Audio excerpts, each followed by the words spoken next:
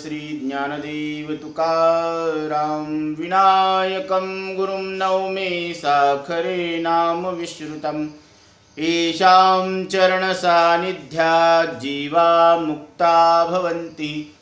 साखरे वंशविख्यातं ज्ञानदानपरायणं विनायकं गुरुं वन्दे भवबन्धविमुक्तये। ज्ञानप्रतापविलसत्वचनामृतं च अद्वैतभावपटुताहितबुद्धिरस्य ज्ञानेश्वरस्तु भगवान् अवतीर्णैव। श्रीरंगनाथ गुरुराज नमोस्तु तुभ्यं। नाथ महाराज हरिपाठाच्या 25 क्रमांकाच्या अभंगात सांगतात, मुद्रा ती पाचवी लावून या लक्ष, तो आत्मा प्रत्यक्ष हरी दिसे। कानी जे पेरिले डोळाती उगवले, व्यापके भरिले तोची हरी। कर्म उपासना ज्ञान मार्गी झाले, हरिपाठी आले सर्व मार्ग। नित्य प्रेम भावे हरिपाठ गाय, हरी कृपा होय तयावरी। झाला हरिपाठ बोलणे येथुनी, एका जनार्दनी हरी बोला। नाथ महाराज सांगतात, मुद्रा ती पाचवी लावून या लक्ष, तो आत्मा प्रत्यक्ष हरी दिसे। बाह्य शरीर अवयवांची योग्य तो परिणाम घडवून आणण्याकरिता केलेली हालचाल म्हणजे मुद्रा होय आहे। शरीरातील प्राणशक्तीचा प्रवाह पाहिजे तसा व्हावा म्हणून शरीराचा हात पाय बोट यांची विशिष्ट रचना म्हणजे मुद्रा आहे। योगामध्ये चाचरी भूचरी चराचरी खेचरी अगोचरी अलक्ष्य अशा 5 मुद्रा सांगितलेल्या आहेत। चाचरी भूचरी अगोचरी खेचरी आणि अलक्ष्य अशा 5 मुद्रा सांगितलेल्या आहेत। म्हणजे आत्मा ज्याचा लक्ष्य आहे, आत्माच त्याचा लक्ष्य आहे असं तिथं ध्यान धारणा समाधी या योगाने केवळ आत्म्यालाच लक्ष्य केलेले जाते। ज्यावेळी कुंडलिनी प्राणशक्ती षटचक्रांचा भेद करून ऊर्ध्वगती होते, ऊर्ध्वगामी होते व ब्रह्मरंध्री स्थिरावते, त्यावेळी ती आत्मस्वरूपाशी एकरूप होते, तेच आत्मदर्शन आहे। ज्ञानोबराय 6व्या अध्यायामध्ये सांगतात, ब्रह्मरंध्री स्थिरावणी सोहम भावाच्या बाह्या पसरोणी, परमात्मलिंगा धावणी अंगाघडे। मग ती कुंडलिनी शक्ती ब्रह्मरंध्राच्या ठिकाणी स्थिर होऊन ते ब्रह्म मी आहे असा या अनुभवाच्या बाह्या पसरते व ताबडतोब परब्रह्माशी ऐक्य पावते। तो ब्रह्मा भूताची जवनिक फिटे, मग दोहीशी होय झटे। तीथ गगना सगट आटे समरसिती, तेव्हा पंचमहाभूतांचा पडदा फाटतो आणि शक्ती आणि परमात्मा हे दोन्ही ऐक्य होऊन आकाशासहित सगळ्यांचा तिथे लय होतो। पै मेघाची निमुखी निवडला, समुद्र का ओघी पडिला। तो मागुता जैसा आला आपण पिया, मेघाच्या द्वारे म्हणजे ढगाच्या द्वारे पाणी नदीच्या ओघाने समुद्राला जाऊन मिळते।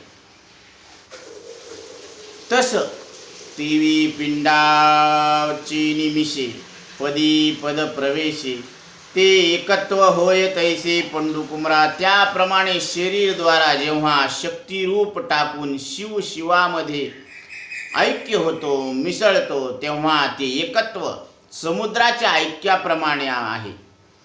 या अलक्ष्य मुद्रेद्वारे हरिरूप आत्मा प्रत्यक्ष होतो म्हणजे अपरोक्ष साक्षात्कार होतो। अलक्ष्य म्हणजे त्या ठिकाणी जो मन इंद्रिय वाणीचा विषय नाही असा अलक्ष्य असलेला परमात्मा लक्ष ठेवायचा। लक्ष लावून रहा गोविंदुगा। मग तो गोविंदच काय आहे? लक्ष्य आहे। जीवनाचं लक्ष्य, जीवाचं लक्ष्य काय आहे? तर जो मन इंद्रिय वाणीच्या पलीकडं असलेला परमात्मा तो अलक्ष्य, म्हणून अलख निरंजन असा अलक्ष्य परमात्मा हे सर्व जीवाचं स्वरूप आहे। आणि त्या जीवाला नाथ महाराज सांगतात, की ही त्याच्याकडे लक्ष लावायला सांगतात. काणी जे पेरिले डोळा ते उगवले, व्यापक भरिले तोची हरी. अज्ञान निवृत्तीसाठी साधक सद्गुरूकडे जात असतो. सद्गुरू त्याला ब्रह्मज्ञानाचा उपदेश करतात. मग ज्या वाक्यानं उपदेश करतात ते वाक्य दोन प्रकारचे आहेत, एक अवांतर वाक्य आणि एक महावाक्य. तर ज्या वाक्यातून ब्रह्माचे यथार्थ ज्ञान होते पण परोक्ष होते त्याला अवांतर वाक्य म्हणतात. आणि ज्या वाक्यानं जसं सत्य ज्ञान अनंत गगनाचे प्रावरण, नाही रूप गुण वर्ण जेथे, हे ब्रह्माचंच वर्णन आहे, पण यामध्ये ब्रह्माचं परोक्ष ज्ञान आहे, तो सत्य आहे, अनंत आहे, ज्ञानस्वरूप आहे, असं वर्णन केलेलं आहे. आणि महावाक्य म्हणजे महावाक्याच्या श्रवणाने जीव परमात्म रूप आहे, जीव ब्रह्मरूप आहे असं अभेद प्रतिपादन केलेलं असतं आणि अपरोक्ष ज्ञान होत असतं. त्याला महावाक्य म्हटलेलं आहे. तर हे महावाक्य 4 आहेत. तत्वम असी म्हणजे ते ब्रह्म तू आहेस, हे तत्वमसी महावाक्य सामवेदातून घेतलेले आहे. तर सामवेदामध्ये छांदोग्य उपनिषदामध्ये याज्ञवल्क्य मुनी आपल्या श्वेतकेतू नावाच्या मुलाला तत्वमसी महावाक्याचा 8 वेळेस उपदेश करतात. तसेच अहम ब्रह्मास्मी म्हणजे मी ब्रह्मरूप आहे हे यजुर्वेदातून घेतलेले महावाक्य आहे. अयम आत्मा ब्रह्म हे महावाक्यच आहे, हे अथर्ववेदातून घेतलेले महावाक्य आहे. आणि प्रज्ञानम ब्रह्म म्हणजे हे ऋग्वेदातून बुद्धी आणि बुद्धीच्या विषयांना प्रकाशन करणारा ब्रह्मरूप मी आहे. असं या 4 वेदातून 4 महावाक्य सांगितण्यात आलेले आहे. तर सद्गुरूकडे गेल्यानंतर सत्शिष्याला महावाक्याचं श्रवण घडून तत्वम अशी ते ब्रह्म तू आहेस असं कानानं ऐकण्यात येतं. काणी जे पिरिले म्हणजे ब्रह्माहमस्मी ऐसी वाणी, एक वेळ पडली काणी, वस्तू होऊनी अविद्या निद्रा गेली पळोनी, तत्क्षणी जागिन्नला म्हणजे ब्रह्म मी ब्रह्मरूप आहे अशी वाणी कानावर पडताच आणि एक वेळच पडलेली आहे ती. तर अविद्या म्हणजे अज्ञान निवृत्त झालेला आहे. अविद्या अज्ञानरूपी जी निद्रा जी झोप आहे ती निवृत्त झालेली आहे. तत्क्षणी जागिन्नला आणि तो आत्मस्वरूपावर जागा झाला. किंवा काना वचनाची भेटी, सरिसाची पै किरीटी, वस्तू होऊनी उठी कवन्या जोगी म्हणजे कानाचे आणि वचनाची भेट झाल्याबरोबर, सद्गुरूच्या मुखातून महावाक्याचा उपदेश झाल्याबरोबर त्याला मी ब्रह्मरूप आहे असा निश्चय होणं. तर असा कानी जे पेरिले म्हणजे सद्गुरूंनी सांगितलेल्या महावाक्याचा कानाशी संबंध आला. म्हणजे नांगरलेल्या जमिनीमध्ये वापसा आल्यावर योग्य नक्षत्रावर चाडे या साधनांनी पेरणी केली जाते. तसे विवेक वैराग्याने साधकाचे अंतःकरण शुद्ध झालेले असते आणि त्यात श्रवणरूपी चाड्याने श्रीगुरु ज्ञानरूपी बीजाची पेरणी करत असतात. म्हणजे महावाक्याचा बोध करतात असतात. तत्वम अशी ते ब्रह्म तू आहेस. मग आता जो सात्विकाची निवडपे, गेले आध्यात्मिक खरपे, सहजे निरोळले वाफे चतुर चित्ताचे. मग तिथं काय होत असतं, सत्वगुणाच्या दृष्टीने मानसिक तापरूपी ढेकळे जे असते ते विरघळून जातात आणि योग्य चित्ताचे वाफे तयार झालेले आहेत. आता वरील अवधानाचा वाफसा लाधला सोवया आईसा, म्हणून पेरावया दिवसाशी श्रीनिवृत्तीसी. मग त्यामध्ये अजून सोन्यासारखा अवधान म्हणजे तत्परतेने श्रवणाची इच्छारूपी वापसा मिळाला त्या अंतकरणाला. म्हणून निवृत्तीनाथांना पेरण्याची इच्छा झाली. ज्ञानदेव म्हणे मी चाडे, सद्गुरूंनी केले कोडे, माथा हात ठेविला ते पुढे, बीची वाईले सद्गुरूंनी कौतुकांनी मला चाडे म्हणजे पेरण्याचे साधन केले, व माझ्या मस्तकावर जो हात ठेवला तो उघड उघड बीजच पेरले गेलेले आहे.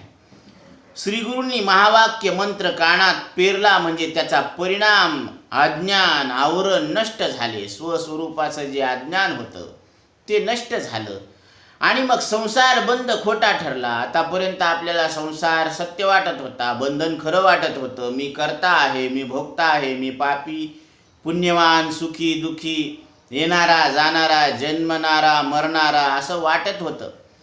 पण आता ते वाटणं बंद झालं आणि मी ब्रह्मरूप आहे असं वाटायला लागलं.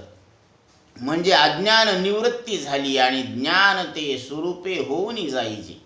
अज्ञान अवघे हरपे, विज्ञान निशेष करपे, मग ज्ञान ते स्वरूपे होऊन जाईजे. मग ते ज्ञान हे आपलं स्वरूप आहे असं लक्षात येत असतं. मग काय होत असतं, कशी दृष्टी होती त्या साधकाची. मग जया तयाकडे ब्रह्मची दिठी उघडे, जे जे दृष्टीनं दिसल ते ते ब्रह्मरूप आहे, जे जे दृष्टी दिसे ते ते हरिरूप, अशी दृष्टी होती.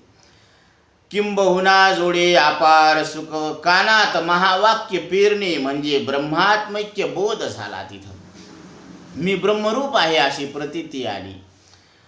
मग तो जीव हे भाषसरे, आ ब्रह्म परमात्म बोधे भरे.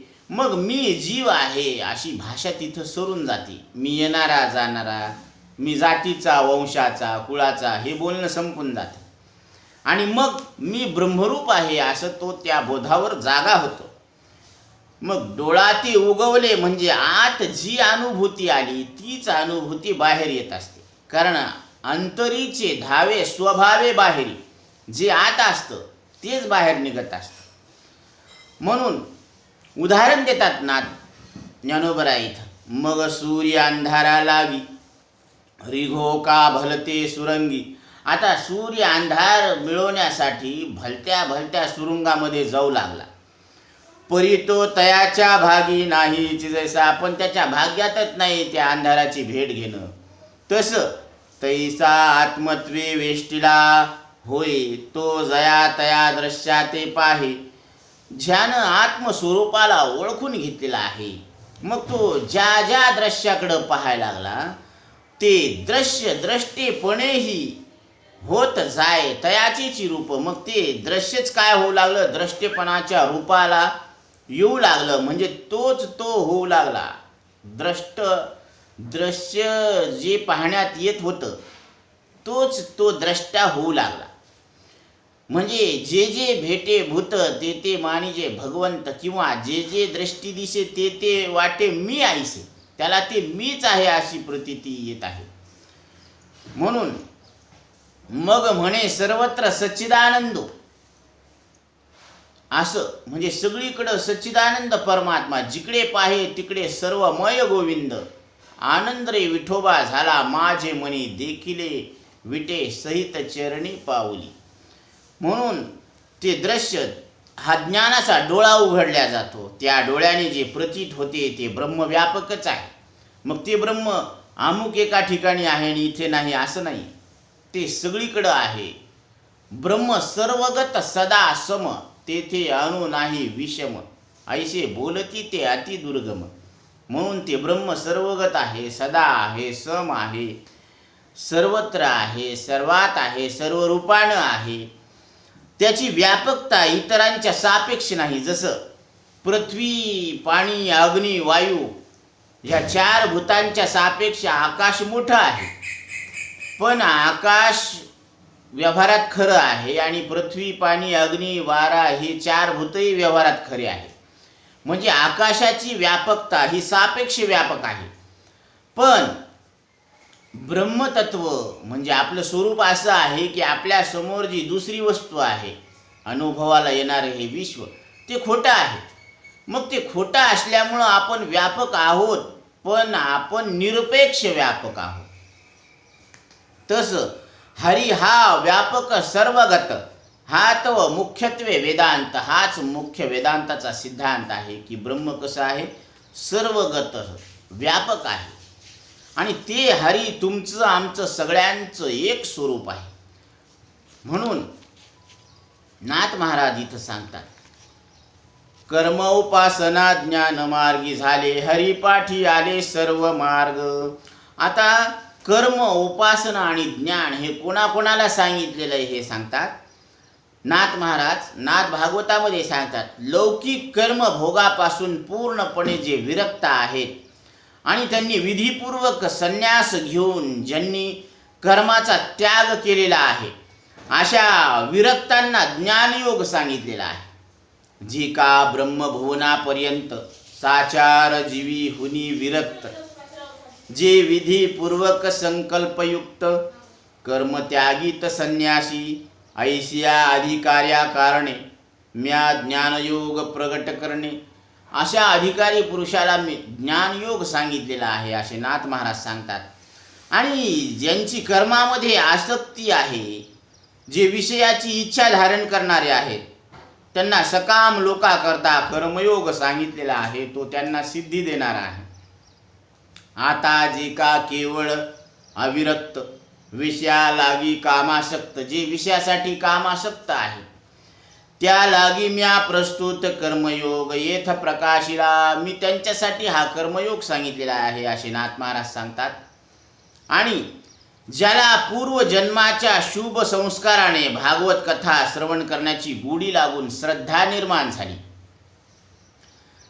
आणि तो विषयापासून फारसा विरक्त सुद्धा नाही व विषयी लोकाप्रमाणे आसक्त सुद्धा नाही, म्हणजे आसक्तही नाही आणि विरक्तही नाही, तर त्याला भक्तियोग इष्टफल देणारा आहे. म्हणून या परी जो नव्हे विषयासक्त, ना निधडा नव्हे विरक्त, त्यालागी माझा भक्तिपंथ मी बोलिलो निश्चित वेदवाक्ये, त्यासाठी हा भक्तियोग सांगितलेला आहे. अशा पद्धतीनं कर्म उपासना हे ज्ञान हे हरिपाठाच्या ठिकाणी येऊन पूर्णत्वाला झालेले आहे. कारण हे तिन्ही साधकांना शेवटी स्वस्वरूपाची ओळख झाल्याशिवाय त्यांना कृतार्थता नाही. म्हणून नाथ महाराज सांगतात, नित्य प्रेम भावे हरिपाठ गाय, हरिकृपा होय तयावरी अखंड प्रेम भावानं. जो हरिपाठाचे गायन करतो, अर्थ लक्षात घेतो, त्याचं गायन करतो, त्याच्यावर श्रीहरीची कृपा होते व हरिकृपा झाल्यावर तो भक्त खरा अनन्य होतो, म्हणजे एकरूप होतो, त्या हरीशी एकरूप होतो. म्हणून इथं सांगतात नाथ महाराज की झाला हरिपाठ बोलणे इथुनी, एका जनार्दनी हरी बोला. इथून हरिपाठात बद्दल बोलणं संपलेलं आहे. कारण जे बोलायचं ते नाथ महाराजांनी आतापर्यंत या 25 अभंगातून सांगितलेलं आहे आणि इथून हरिपाठाबद्दल आता बोलणं संपलेलं आहे. एका जनार्दनी हरी बोला. जनार्दन स्वामींचे शिष्य एकनाथ महाराज सांगतात की आपण हरी बोला. का बोला? कारण हरी आहे, हरी प्रत्यक्ष आहे, त्याचा अनुभव आहे. म्हणून जे आहे त्याच्याबद्दल बोला, जे नाही त्याच्याबद्दल काय बोला. म्हणजे नाही तेची काय नेनो दिसे, जे नाही ते दिसत नाही असं का बोलावं? कारण ते दिसतच नाही. एका भिंतीवर चित्रच नाही आणि बाजूला चित्र आहे, तर चित्र दिसून खोटं आहे आणि तिथं चित्र न दिसून ते खोटं आहे. म्हणजे ब्रह्म न दिसून खरं आहे आणि प्रपंच दिसून खोटा आहे. म्हणून प्रपंच हा नाही जाणा एकाकार वृत्ती झाली. म्हणून असा लटिका व्यवहार सर्व हा संसार वाया येरझार हरिविन. म्हणून हा संसार दिसायला आहे, असायला नाही, म्हणजे लटका आहे, म्हणजे खोटा आहे. आणि या खोट्या प्रपंचाला खरं मानल्यामुळं जीवाला 184ची येरझार फिरावी लागते. आणि ती येरझार कधी संपते? तर ज्यानं साठविला हरी जिही हृदय मंदिरी, हृदयरूपी मंदिरामध्ये ज्यानं मी हरी आहे अशी हरीची ओळख करून घेतली, तर त्या हरीला ओळखल्यामुळं त्याची येरझार संपते. त्याची सरली येरझार झाला सफल व्यापार, त्याचा व्यापार सफल झाला. आणि असा व्यापार सफल झाल्यामुळं मीराबाई सांगतात, पायोजी मैने राम रतन धन पायो, खर्चे ना कोई चोर न लुटे, दिन दिन बढत सवायो. हे सवयीनं वाढणारं ज्ञान आहे. म्हणून त्याची सरली येरझार झाला सफल व्यापार, त्याचा व्यापार सफल होतो. नरदेहाला येणं सार्थक होतं. आणि असं प्रत्येक जीवानं नरदेहाला येऊन आपलं सार्थकत्व करून घ्यावं. हाच नाथ महाराजांनी दिलेला या हरिपाठाच्या माध्यमातून आपल्याला उपदेश आहे. झालेली सेवा नाथ महाराजांच्या चरणी, सद्गुरूच्या चरणी अर्पण करून या हरिपाठाच्या सेवेला आपण इथं पूर्ण विराम देऊ. पुंडलिका वरदे हरिविठ्ठल श्री ज्ञानदेव.